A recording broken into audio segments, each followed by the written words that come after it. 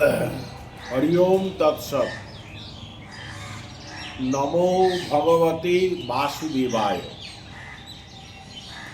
তত্ত্বজিজ্ঞাসু, অনুসন্ধিৎসু এবং যারা জ্ঞান বিজ্ঞানের চর্চা করে থাকেন সেই ধর্মপিপাসু ব্যক্তিগণের উদ্দেশ্যে আমার এই নিবেদন। সম্প্রতি একটি ধর্মসভা বাগুইয়াটি অঞ্চলে একটা বিতর্ক দানা বেঁধেছে যে বেদ কয়টি, বেদের সংখ্যা কটা। আমরা ছোটবেলা থেকে জেনে এসছি, একে চন্দ্র, দুয়ে পক্ষ, তিনে নেত্র, চারি বেদ, চার বেদ। কিন্তু সেখানে একজন বিদ্বান তিনি তার মত প্রতিষ্ঠা করছেন। তিনি বলছেন না, বেদত্রয়ী পরা আনন্দা। বেদ তিন প্রকার, ঋক, সাম ও যজু। দেখুন, যিনি বলছেন তিনিও ধর্মসভার পরম জ্ঞানী। তিনি পণ্ডিত ব্যক্তি, জ্ঞানী ব্যক্তি। আমরা এই যে আলোচনা আজকে শুরু করছি না, এই আলোচনাটা 3 দিন ধরে চলবে, জানবেন। অনেক শাখা প্রশাখায় আমাদের আলোচনা প্রলম্বিত হবে। কালী পূজা নিয়ে আগের আলোচনাও বজায় থাকবে। অশৌচ সূচি অবস্থার কথাও বলা শুরু হয়েছে, সেই প্রকারটাও যথাবৎ বজায় থাকবে। আজ থেকে আবার এই ইতিহাস, পুরাণ, বেদ সম্বন্ধে আলোচনা শুরু হলো। তিনি যথেষ্ট জ্ঞানী ব্যক্তি। তিনি বলছেন বেদ 3টি। ভগবান অনুমোদন করেছেন বেদকে 3টি বলে। কোথায় বলেছেন? তিনি একটা সুন্দর শ্লোকের অবতারণ করেছেন। দেখুন, শাস্ত্র স্ববিরোধিতায় পূর্ণ। আমাদের পুরাণ ইতিহাস নিজেদের ভেতরই বিরোধিতা আছে, কথা আমি আগেও বলেছি, আবারও বলছি। শুনুন তিনি কোন শ্লোকটা বলছেন। শ্রীমদ্ ভগবদ্ গীতা 9ম অধ্যায়ের 17 নম্বর শ্লোক।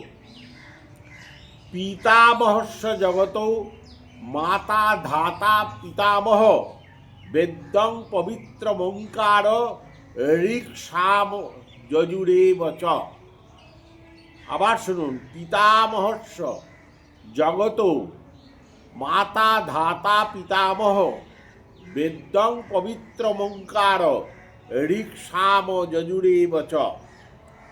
আমি এই জগতের পিতা। ভগবান বলছেন আমি এই জগতের পিতা, আমি মাতা, আমি পিতামহ, আমি সর্বপ্রাণীর ফলদাতা, কর্মফল দান করি, আমি সবার ঠাকুরদাদা, আমি একমাত্র জ্ঞেয়, পরিশুদ্ধকর, আমি ওঙ্কার, এবং আমি ঋগ্বেদ, সামবেদ ও যজুর্বেদ স্বরূপ। অথর্ববেদের নাম নেই। তিনি প্রতিষ্ঠা করেছেন যে অথর্ব মুনি বলে একজন মুনি পরবর্তীকালে এসেছিলেন। তিনি একটা রচনা করে তার শিষ্যগণের ভেতর বেদ বলে প্রচার করেছেন অথর্ববেদ। অথর্ববেদে কর্মকাণ্ডাত্মক মন্ত্রসমূহ বিশেষ কিছু নাই। অথর্ববেদে গার্হস্থ্য জীবনযাপন, স্তম্ভন, মারণ, উচ্চাটন, বশীকরণ ইত্যাদি ঐন্দ্রজালিক বিদ্যা এবং কিছু কিছু ভগবানের স্তব স্তুতিমূলক ব্যবস্থা আছে, সংহিতা আছে, অথর্ববেদ সংহিতা। তথাপি ভগবান শ্রীকৃষ্ণ তিনি এটাকে অনুমোদন করেননি, অথর্বকে বেদ। সেই সভাতে আপনাদের আশীর্বাদে এই শরীরও উপস্থিত ছিল। এই জগৎগুরু শ্রী কৃপালুজি মহারাজের কৃপা সাপেক্ষ শরীর। এই শরীর ঠাকুর শ্রী সীতারাম দাস বাবার চরণাশ্রিত শরীর। ভাগবতাচার্য অধ্যাপক ডক্টর শ্রী রাসগৌর ঘোষালের চরণাশ্রিত শরীর। এই শরীর সেখানেতে তার একমাত্র মূলধন হচ্ছে শ্রীমদ্ ভাগবত। ওই গীতাও লিখেছেন বেদব্যাসজি, আবার ভাগবতও লিখেছেন বেদব্যাসজি।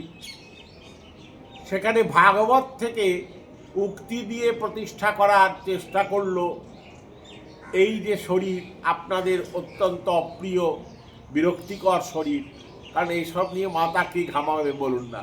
গীতা পাঠ করি, শ্রাদ্ধ বাড়ি গিয়ে পয়সা নিয়ে চলে আসি, ভাগবত পাঠ করছি সাইড ব্যাগ নিয়ে পয়সা নিয়ে চলে আসি। কে অত মাথা ঘামাতে যায় পাগলের মতো? ভাগবতজি কি বলছেন শুনুন। ও বেদব্যাসজির লেখা শ্রীমদ্ ভাগবতের প্রথম স্কন্ধের 4th অধ্যায়ে 18 নম্বর শ্লোক থেকে শুরু। দুর্ভগাংশ্চ জনানবীক্ষ মুনির দিব্যেন চক্ষুষা সর্ববর্ণাশ্রয়াণং যদ্ধৌত হিত মমোঘদ্রি চাতুর্হোত্রং কর্মশুদ্ধং প্রজানং বীক্ষ বৈদিকম বেদোদ্ধাত যজ্ঞ সন্ততৈ বেদমেকম চতুর্বিধম ঋগ যজু সাম অর্থ। এ দেখো, ঋগ যজু সামার্থ ব্যাখ্যা বেদাশ্চত্বার উদ্ধৃতা ইতিহাস পুরাণম চ পঞ্চম বেদ উচ্যতে।